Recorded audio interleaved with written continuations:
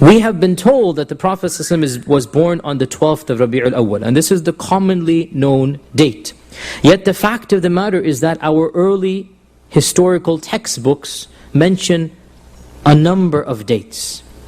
And there is no unanimous agreed upon decision regarding the date of the Prophet ﷺ's birth. The Prophet ﷺ told us certain things that we know for sure. Of them, in the famous hadith of Sahih Muslim, that a man asked the Prophet ﷺ, why do you fast on Mondays? Why do you fast every Monday? He said, this was the day I was born on. And this was the day that revelation began to me. I.e. Iqra came down on Monday. So we know for a fact he was born on a Monday. Okay, that narrows down a day of the week. How about a year? Well, there are some narrations that mention the year as well. There's a beautiful narration in which Uthman ibn Affan asks one of the oldest Qurashis, and his name is Qubath ibn Ashyam, after the death of the Prophet ﷺ. He asks him, أَأَنْتَ أَكْبَرُ مِنْ رَسُولِ اللَّهِ صَلَّى اللَّهُ عَلَيْهِ وَسَلَّمْ? Are you akbar? Meaning, what does akbar here mean? Older. Anta akbar, because he's an old man. But of course akbar also means bigger or grander, right? So Qubayth smiles and he goes, the Prophet ﷺ is akbar minni, but I am older than him. Asannu minhu. He changed the question because the question the question is alluding to the fact, are you bigger than the Prophet ﷺ? So he said, no, the Prophet ﷺ is bigger than me, but I am older than him. And asannu minhu. And then he says, the Prophet ﷺ was born Aam al-Fil. Aha, we have a year now. He was born in the year of the elephant. And as for me, I remember my mother taking me outside of Mecca as a child, and I saw the dried up green dung that the elephants had left. What does this show? What does this show? That he remembers the elephant's dung, which is basically the same year, the year of the elephants, right? And the Prophet ﷺ was born that year. So he's a little bit older than the Prophet ﷺ, and the Prophet ﷺ is bigger than him. Al-Akbaru minhu. This hadith is narrated in Tirmidhi. So Qubayth therefore puts a date. Also we have somebody asked another Sahabi, Suwayd ibn Ghafla, about the Prophet ﷺ's birth, and he said, the Prophet ﷺ and I were both born the same year that we were born Aam al-Fil, the year of the elephant. So from both of these narrations, we can pretty much verify that the Prophet ﷺ was born in the year of the elephant. Even though there are some opinions he was born 10, 15, 20 years before, after, but these are very minuscule minority. The bulk or the vast majority of early historians said he was born in the year of the elephant. We already said the Arabs did not have a calendar. We already said that they would have a calendar based upon events. The year of the drought, the year of the invasion, the year of the elephant. And then for the next 5, 10 years, they would say 2 years after the year of the elephant, 3 years before the year, until something else big happened. And then they began something else, right? So this was their calendar system until Umar ibn al-Khattab came and said, we need a calendar. This is a part of civilization to have your calendar, right? We need a calendar. And then he made the Islamic Hijri calendar, which we follow to this day. So pretty much we are confirmed now 2 things.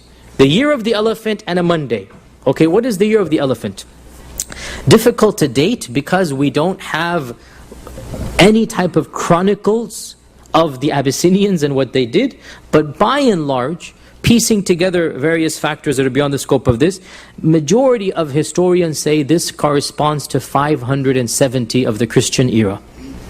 570 of the Christian era. 570 CE, the Prophet ﷺ was born.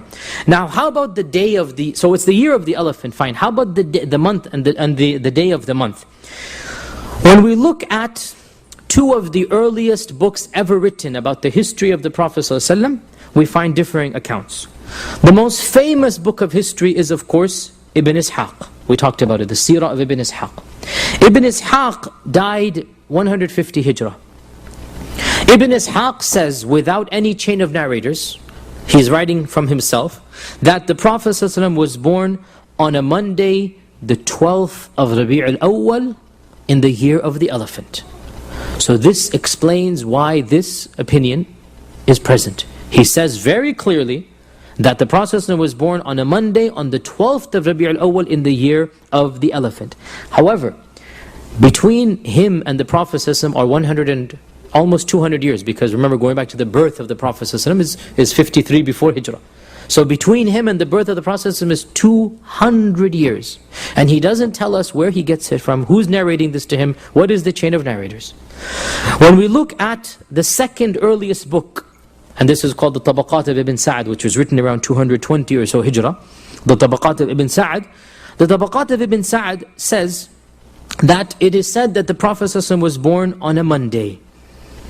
Some people say, I quote, he was born on the 10th of Rabi al-Awwal.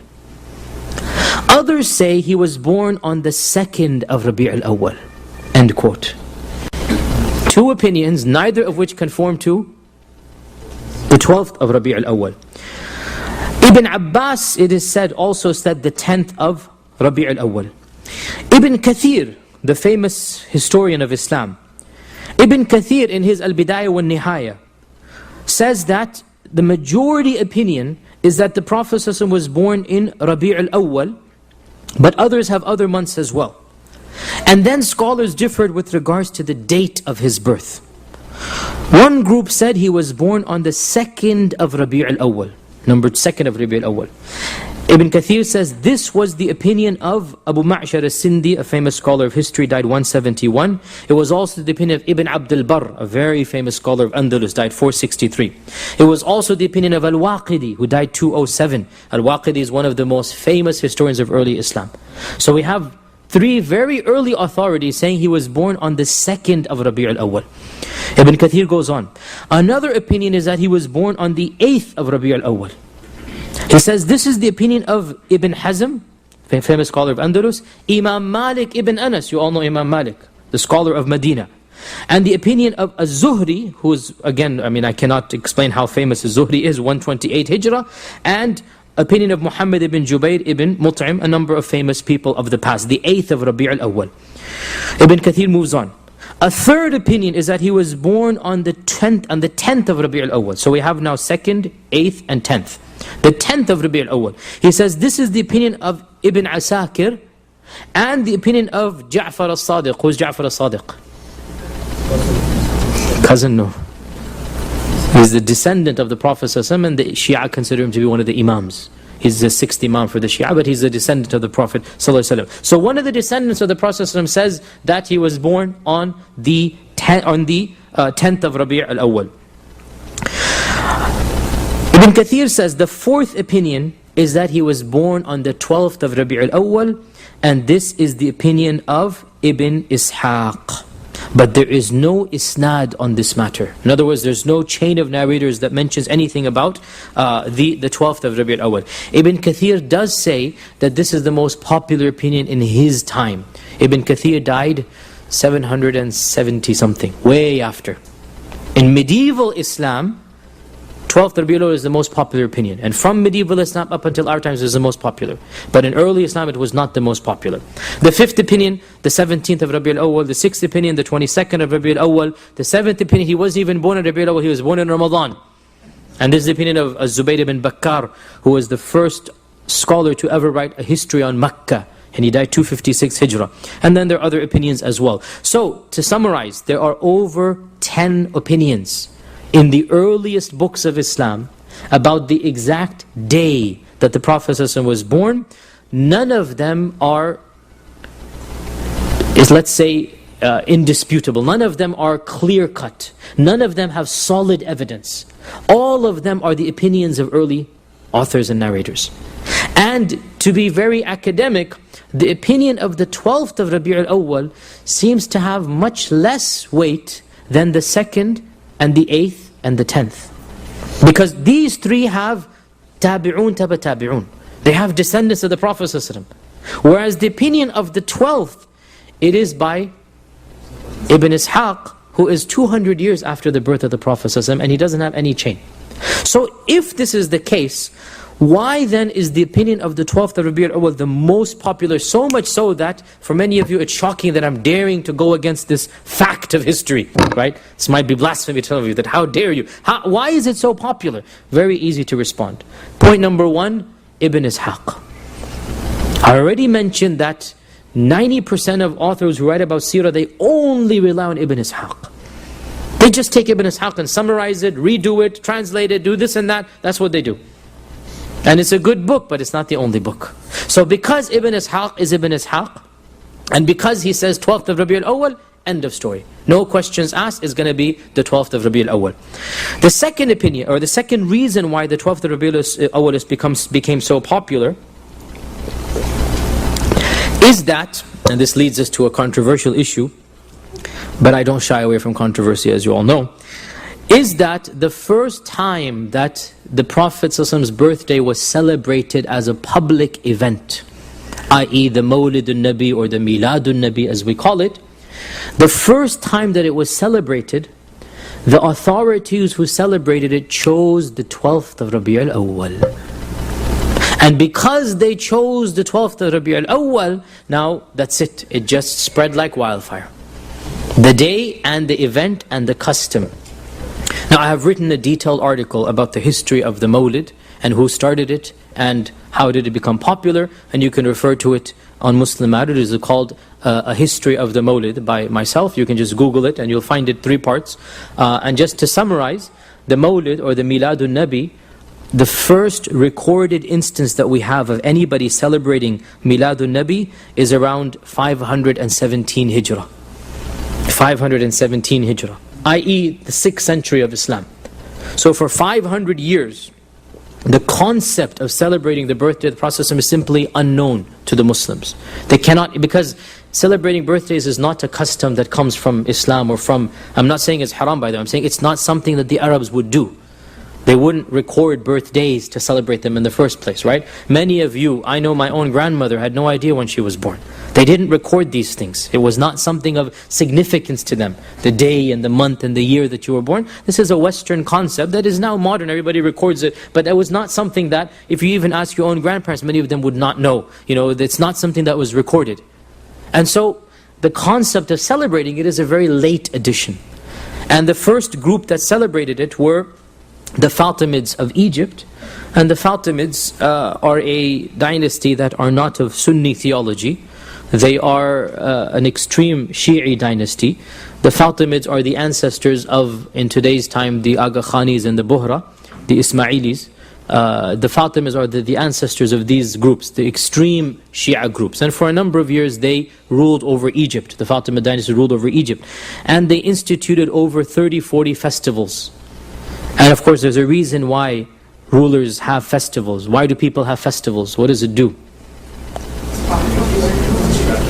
Distracting and economy. People come and buy and sell. Popularity of whatever is called a nation state in our times, or in their times the ruling family, right? So there's a reason why the ruling class want to have public festivals. There's a philosophy behind it. And the Fatimids had over 30 or 40 public festivals throughout the year. Every few weeks there was a major event and festival. And they celebrated Ghadir Khum, they celebrated 10th of Muharram. These are all Shia festivals. They celebrated the birth of this Imam, the death of that Imam. And of those celebrations, it is said, they celebrated the birthday of the Prophet Muhammad ﷺ. This is the first time in Islamic history that we come across the celebration of the birthday of the Prophet ﷺ. As I said, 517 Hijrah, 517. And the people who are doing it are these Fatimids. And as we said, there's clearly a motive for them to do it. When it was done in Fatimid Egypt, then 150 years later, some Sunni governors thought this was a good idea, and they imported this particular festival. And because it was done in Egypt on the 12th of the Rabi al-Awwal, Egypt at that time was a Fatimid state, they imported it to Mosul, which is outside of Baghdad. It's a place in Iraq. The first Sunni governor, he was not a Khalifa, the first Sunni governor who celebrated the Mawlid, celebrated it around 670 or so Hijrah. So for 670 years this was unknown in the Muslim world, to celebrate the birthday of the Prophet ﷺ. And this celebration was done once again on the 12th, and it became a very luxurious festival. And various governors and rulers would then compete with each other who could have the bigger festival and the grander festival. Free meat and free bread and free, gifts were given out, and people. So it became literally a national festival. And as I said, there are reasons why rulers want to do this, and so they began to compete with one another in order to attract the trade, the commerce. Just like now, why do governments want the Olympics to happen in their country? Right? Why do governments want the World Cup to come to their country? There's reasons. We need to be a little bit more reading in here. And so the governors wanted these festivals to become the biggest, so each one wants theirs to be bigger and bigger. And of course, it's the birthday of the Prophet, who's ever going to say anything about that? And so slowly but surely, from 660 AH, it began to spread in Sunni lands. Initially, some scholars opposed it. Some scholars, said, well, if you do it with these conditions, it's okay. After a while, under public pressure, the floodgates opened, and it became a very, very common festival. And you all know my opinion on this, is that the way to celebrate the birthday of the Prophet, if you really wanted to celebrate it, is to fast on Mondays. Because that's what he would do. If you really want to celebrate his birthday, then you should fast every Monday. Because when he was asked, why do you fast on Monday? He said, because I was born on a Monday. So to take one day of the year and do events and whatnot, I'm not going to be harsh here, but let me just say, it's a really easy cop-out to show that you're loving the Prophet ﷺ, if you do something one day. Real love is to be dedicated throughout the year, right? Real love is to show that love every single day, and not just one day of the year by giving some money and going to a festival. Nonetheless, so because the first time that the Mawlid was celebrated was the 12th of Rabi al-Awwal, what happened? It became the date associated in the minds of the people. Even though, and then we conclude here with this section, move on to the next one, even though academically speaking, it is actually a very weak date. And the 8th and the 10th and even the 2nd are more authentic historically, and they have evidences from the Sahaba and Tabi'un more than the 12th of Rabi al-Awwal. Now, we also know that, and there are chains of narrators back to Sa'id ibn al-Musayyib, who died 95 Hijrah, so there's a gap. He didn't see the Prophet ﷺ. But he said that it has been narrated to me that the Prophet ﷺ was born at high noon. So there's a gap, but it is a gap in early Islam, so we can overlook it. Sa'id ibn al-Musayyib died 95. His father is of the age of the companions, right? So we can overlook this little gap, and this is the only narration that we have about the timing of his birth. And that is high noon, when the sun was at its pinnacle and peak. And of course, there is a clear symbolism here that is not lost on anybody, that when the sun is brightest, this is when the Prophet ﷺ is coming out with his own truth. That is when Allah is revealing, or Allah is sending down the Prophet ﷺ, because it is coinciding with the time of the bright sun. Just like the bright sun illuminates everything, so too this Prophet ﷺ will illuminate everything, and nothing will remain dark around him.